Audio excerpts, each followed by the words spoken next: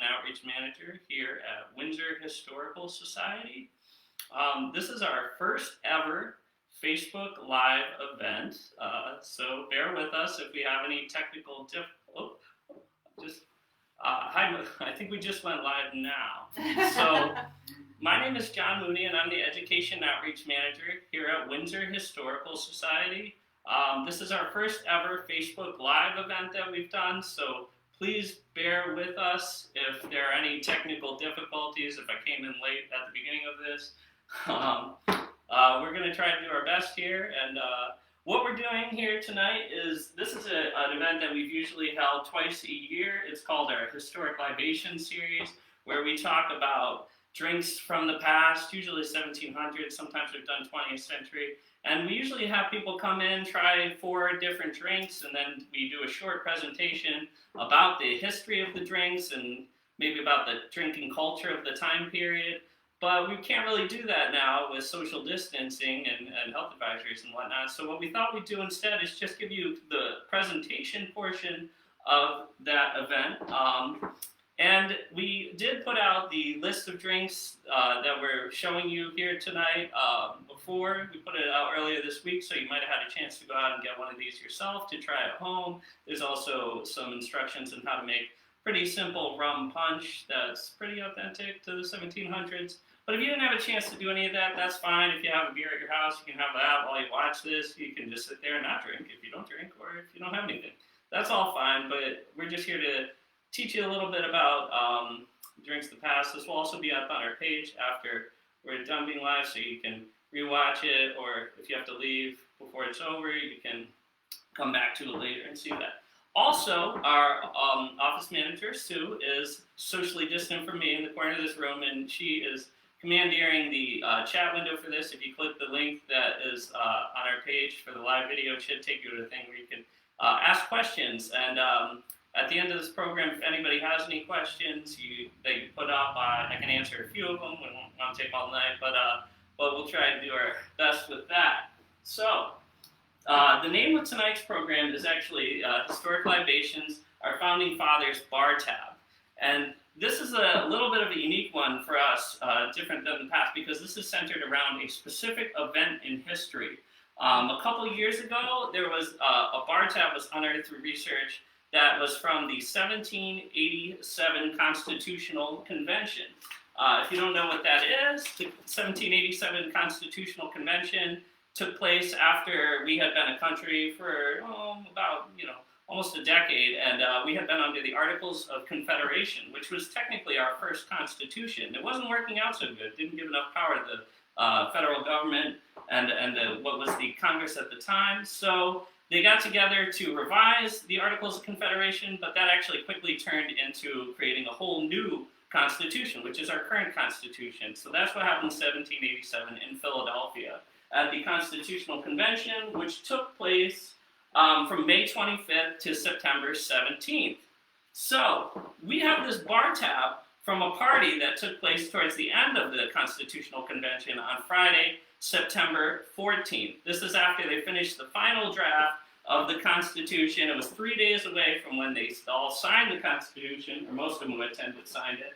And this party was located at a tavern in Philadelphia called the City Tavern. It was a favorite place of drinking for a lot of our founding fathers. A lot of famous things happened there. This night isn't as famous because we just found out about it 2 years ago, but if you're looking to go to this tavern, it no longer exists, the original one. But during the bicentennial, they rebuilt a replica of the tavern in Philadelphia. The original was partly destroyed by a fire in 1834, and then the remains were demolished in 1854. But as I said, during the bicentennial, they remade the tavern as it originally looked, and today it operates as a historic restaurant. Might have a difficult time going there right now, but at some point in the future, you might want to check it out.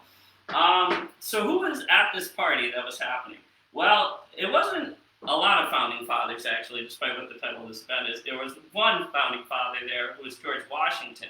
And he was there with a group of men that he fought with during the Revolutionary War, which was the Light Horse of the City of Philadelphia, which was a volunteer cavalry corps. So these are cavalry men. They're big drinkers, big partiers, probably.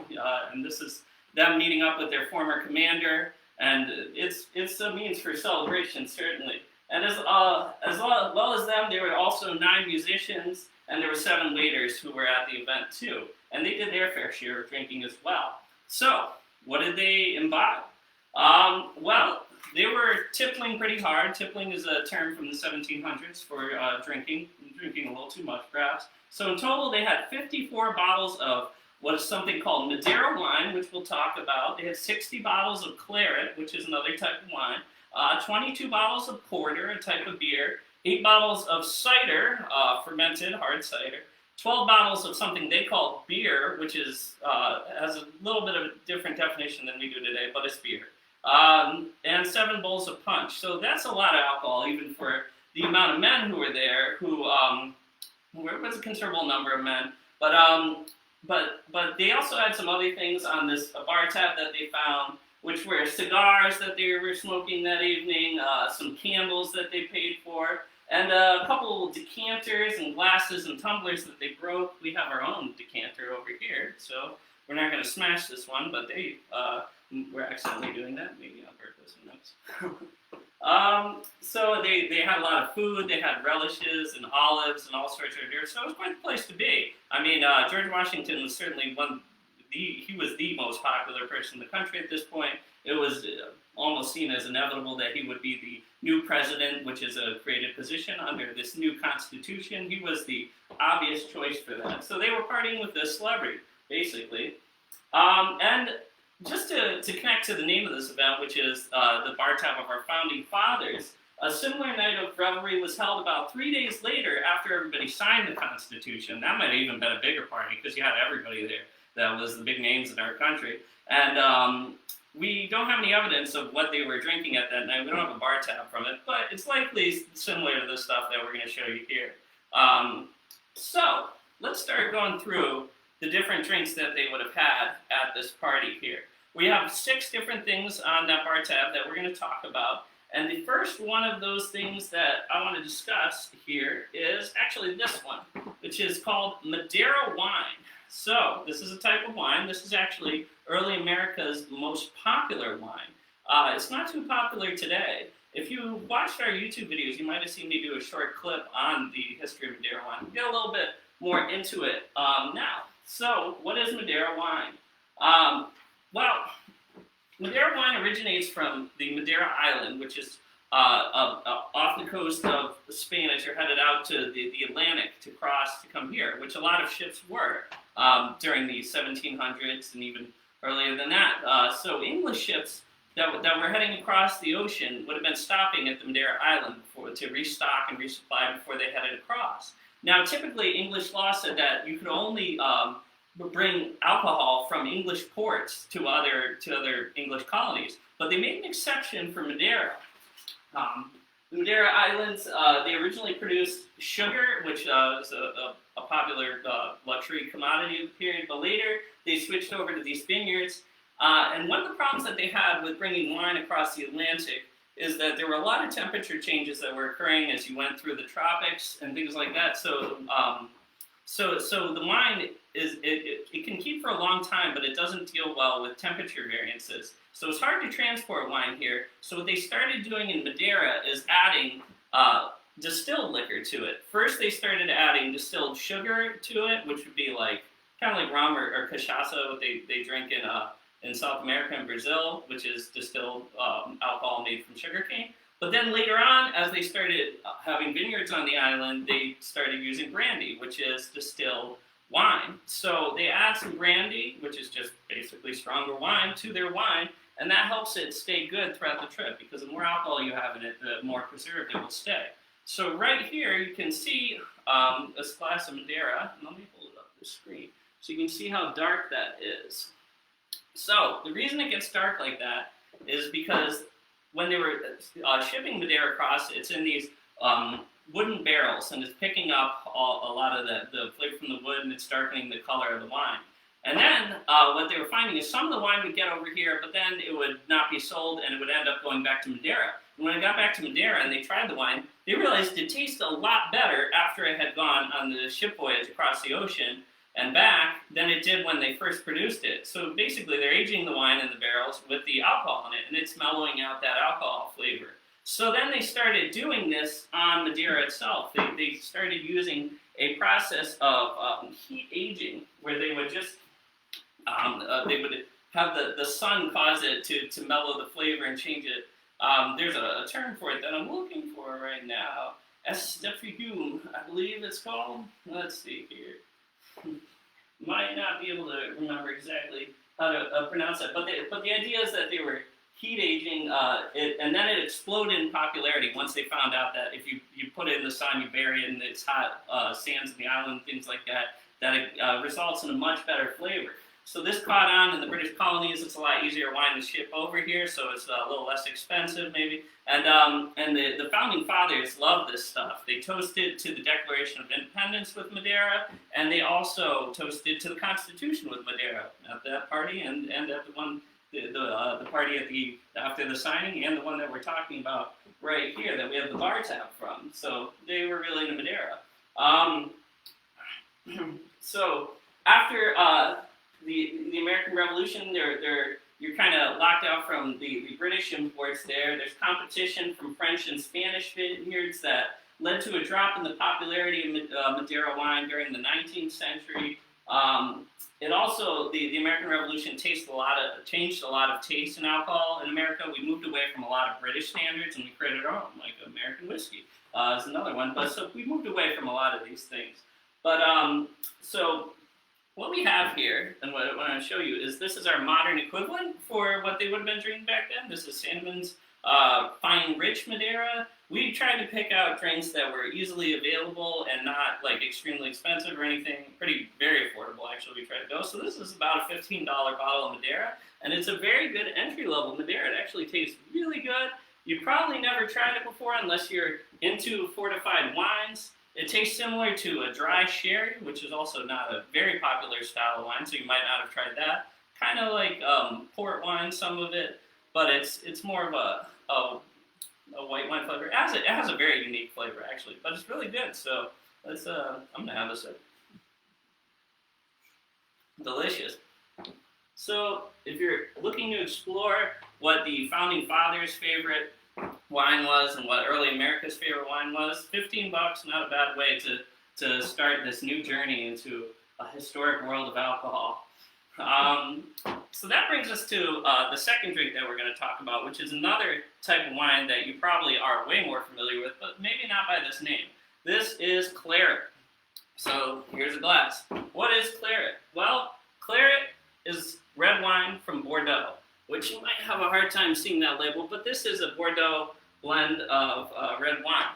So what are the origins of the term Claret? Well, the term Claret has been used since we think as far back as the 12th century by the English generally to describe this wine coming out of Bordeaux. It's very hard to grow wine in England. It's getting a little easier now with global warming and some things, but in the 12th century you certainly weren't growing wine that was good in England. The French were, so the English were importing wine from Bordeaux. The wine that they were importing back then was actually a lot lighter, which is where that name of Claret comes from. Claret with an I in it after the A is still used in Bordeaux today to describe a rosette-colored wine that's like a lot lighter than this one. And that's where this term, that's still used in England, by the way, the term Claret for Bordeaux wine comes from. But by the 1700s, the wines that were the predominant ones grown in Bordeaux were no longer these lighter rosés. They're very rare today there. What they started making over time, as soil changes and a lot of reasons, they started making a dark, opaque, and very bold red wine made from Cabernet Sauvignon grapes and Merlot grapes. So by the 1780s, when they're having this party, they would have had Claret from Bordeaux would have had those grapes in it, Cabernet Sauvignon. It was known under a different name called Petit Verdure back then, and Merlot, there's reports of it being grown in Bordeaux since 1784. So this was kind of a status symbol in England. Certainly would have been a more expensive drink in the Americas, as we were just talking about. It was difficult to import wine that wasn't fortified, and Claret typically isn't fortified. So today, Bordeaux wine is extremely popular still. You've probably had it if you're a wine drinker and you like red wines. It's usually made with Cabernet Sauvignon and Merlot, and that's what this one is made with here. This is a rather inexpensive one. Chateau Bois Redon is from the right bank of the river that runs through Bordeaux, the right bank of the Gironde River. Hope I'm saying that right. I'm not very good at my pronunciation of French, but and it's Merlot dominant. There's a lot more Merlot grapes in it than Bordeaux grapes, and yeah, you can check it out. It's wine has changed significantly since the 1700s, so what you're tasting in modern Bordeaux is going to be significantly different than what they were tasting back then. Much of that due to improvements in science and chemistry and sanitation, which have created better tasting wine and less variance in flavors of the same product. So, but you know, it's a connection to history. Today, also the best Bordeaux wines in the world are some probably the most expensive wines out there. Hugely priced, thousands of dollars for aged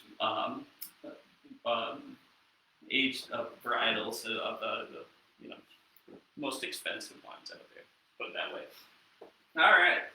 So now that we've looked at a couple of wines, let's look at some of the more common man drinks that they were having back then. So one of the things I listed on that bar tab that everybody's going to recognize is beer. Beer is beer, right? Well, it is, and it isn't somewhat. And I got a tankard here of beer. It's a little hard to see into that, but we got a little cup here so that you can see the color of this. What we did for this is we chose a got this mixed up. We chose a beer that looked like what they would have had back then, but beer's changed a lot since the 1700s too. This is the beer that we chose to use as our modern equivalent. It's called Old Brown Dog. It's one of my personal favorite beers. It's made up in New Hampshire by Smutty Nose Brewery, and it is an American brown ale. So in the 1700s in England and its colonies, brown ale is a typical name that you would see for a type of beer that they were making, and that's because the color of it is darker. And this is a rather clear example from the modern day, but theirs would have been a lot murkier. Now, the reason for that is the lack of sanitation and the lack of tools to regulate how you're making your beer. So all the beers that were being made back then in the colonies here would have been what we call ales today, fermented at warmer temperatures. That's the difference between ale and a lager, or an ale and so it's sometimes called a beer. But back then, ale and beer meant a different thing. So beers were considered separate from ales in the 1700s. If someone said that to you, beers meant higher alcohol and more hops, whereas an ale meant lower alcohol and less strong flavors. Today, that's not what the definition of those two terms is, but that's how they used them back then.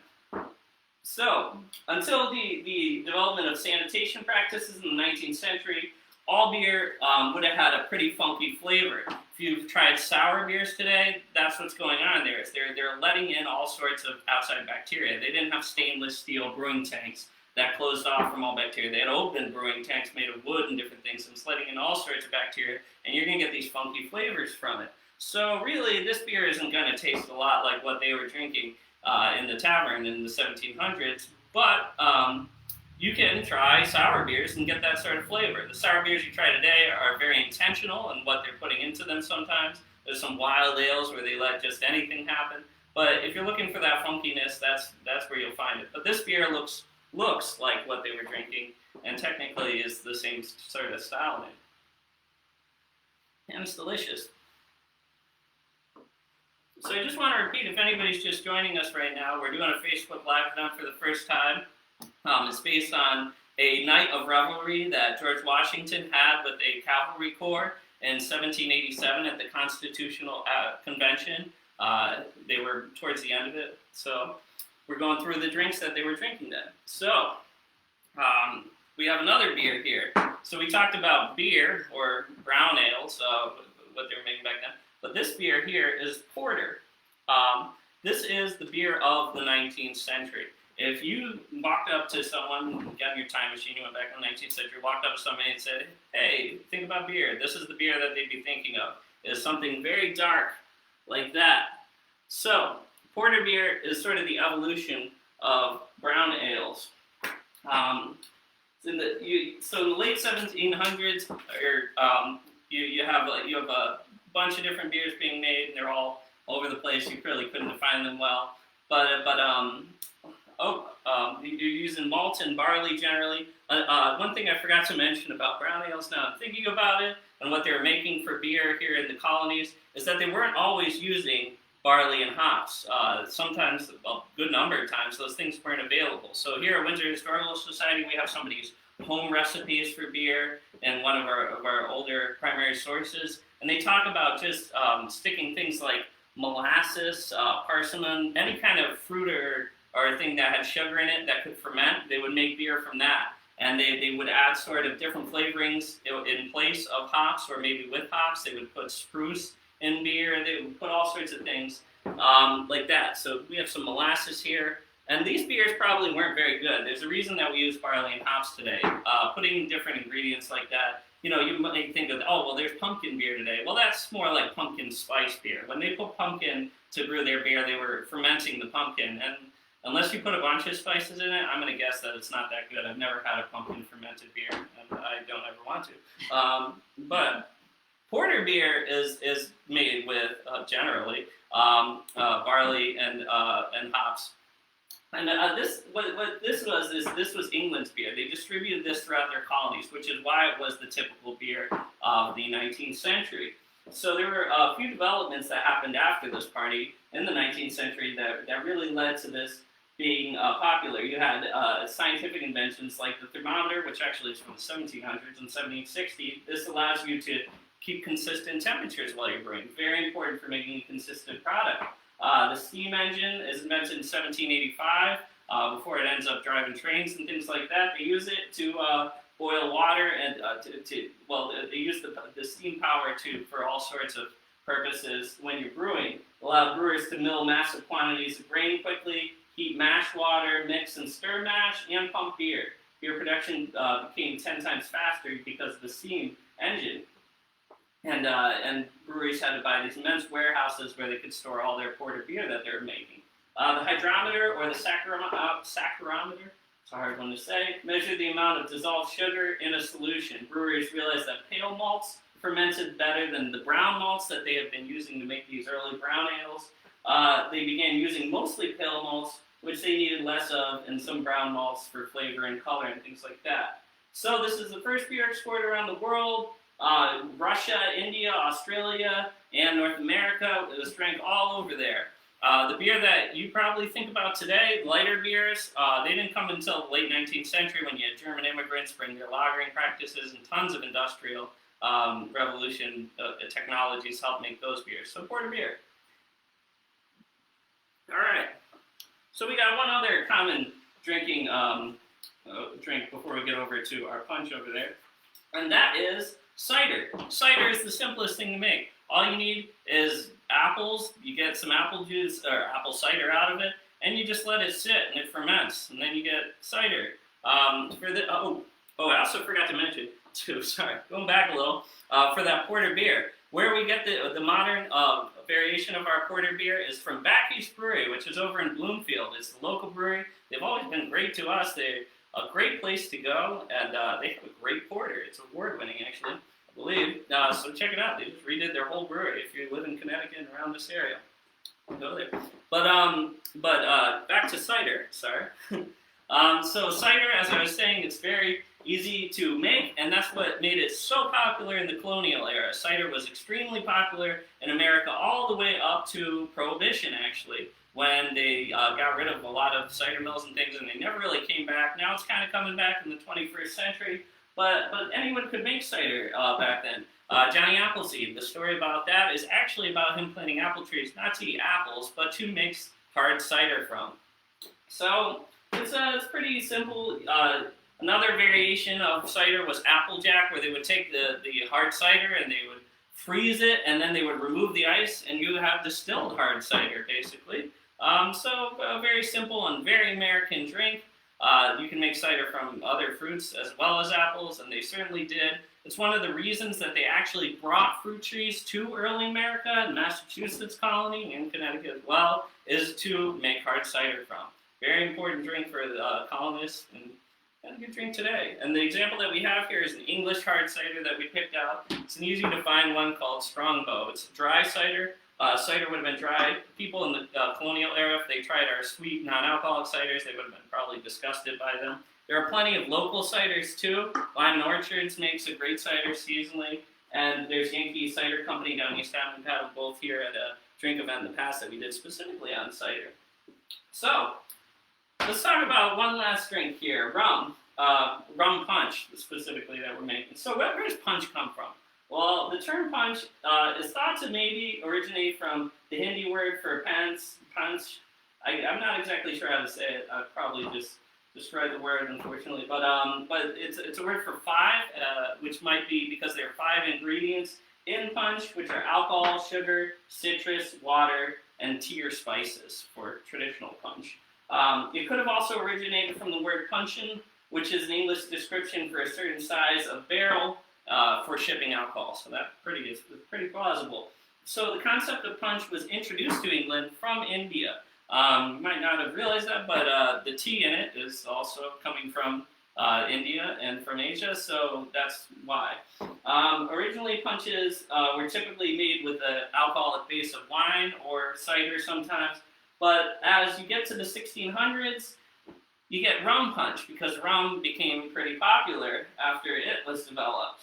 So that's what we're making here. But before we do that, let's just talk really quick about the history of rum. Rum was a distilled alcohol that is made from molasses, which we have here. So they started producing all this sugar in the Caribbean and South America. One of the first distilled alcohols they made was cachaça from sugar cane. But then as they're making sugar, molasses comes off when you're making sugar. And they didn't know what to use it for, but then they found out you could ferment it and you could distill it, and they got rum. And rum became very popular in the American colonies because the British were bringing it up here from the colonies of the Caribbean, and they called it all sorts of things, Kill Devil. It was a very popular, very strong alcohol. And it was popular in America all the way up to about the American Revolution. So right around this party is happening, a few years after the American Revolution. And what is happening then is a switch over to whiskey, because we didn't have all the access that we did before to all the British colonies and all their goods and the prices thereof.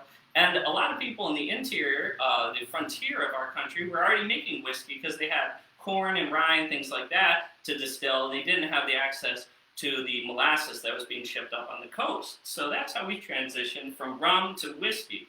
But over here we have here's all the things that would go into this rum punch. You got sugar here, you got some cloves, we have some nutmeg, cinnamon, and I've kind of cheated here by prepping some of the stuff in advance. We have the recipe for this online, but what we have here is we have the tea that I made earlier. We have basically what's simple syrup mixed with clove, nutmeg, and cinnamon, and we boiled the water with it earlier. So you just kind of mix this all together, really. It's very simple. And, of course, the most important ingredient, rum, which we're just using Gosling's rum. You can use any kind of rum. Spiced rum is very good and has a long history, too.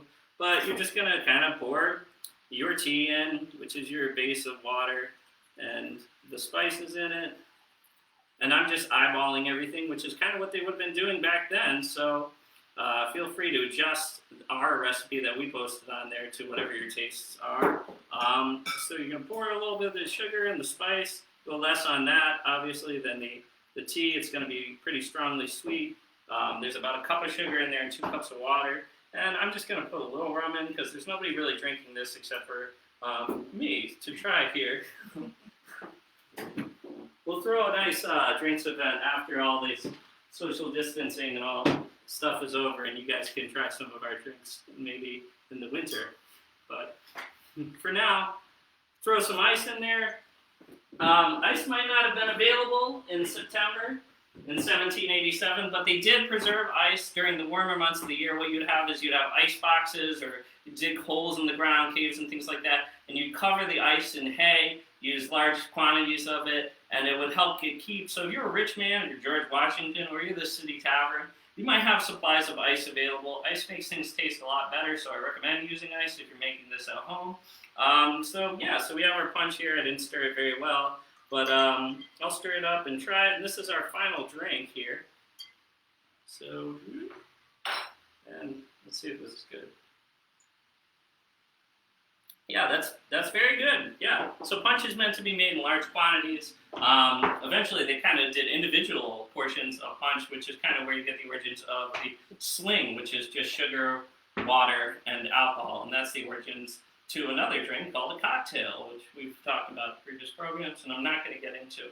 But yeah, so these are all the drinks that they had in 1787 at that party. I've got a lot of drinks in front of me here, and I hope that you've learned some things here about these if you're watching. We have some time for some questions if anybody's been commenting or if they have any questions. I think I see maybe something written in the comments there. Do we have any comments? Yeah. Frederick Regard mentions that our regiment, the 2nd Light Dragoons, found the same strain of grapes Madeira that Washington liked. Oh, all right. Oh, yeah. They found them? They found them. Okay. So some other what was it? The cavalry, dragoon cavalry. The second Light Dragoons. The 2nd Light Dragoons drank similar wine to what George Washington was drinking. They're the same. Sounds like they found. Great. Oh, we got some new comments. John, which is your favorite? Doug wants to know. Oh, which is my favorite? I actually am very. So I haven't really drank a lot of Madeira wine in my life. I've had one other one here. I like fortified wines, but this Madeira is really good for $15. This is a great entry-level Madeira. And to repeat his name, it's Sandeman Fine Rich Madeira. We got this at Total Wine. It's available there, and a lot of other places, I'm sure. But yeah, I would try this if you're into fortified wine at all. That's a good one. Good with dessert. Good with rich foods, things like that. Another fortified wine that they drank back then was Sauterne. It's a very sweet wine from France.